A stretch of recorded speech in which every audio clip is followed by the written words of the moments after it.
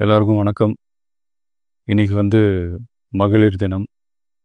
தமிழ்நாடு முழுக்க இருக்கிற என்னுடைய அம்மா, அக்கா, தங்கச்சி, தோழின்னு உங்க அத்தனை பேருக்கும் இந்த தினத்துல வாழ்த்து சொல்லாமல் இருக்க முடியாது. உங்கள் அனைவருக்கும் என்னுடைய மகளிர் தின வாழ்த்துக்கள். சந்தோஷம் தானே? பாதுகாப்பாக இருந்தால் தானே சந்தோஷத்தை உணர முடியும்.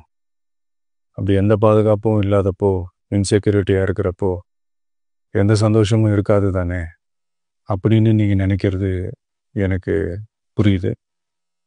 என்ன செய்ய, நீங்கள் நாம் எல்லாருமா சேர்ந்து தான் இந்த திமுக கவர்மெண்ட்டை தேர்ந்தெடுத்தோம்.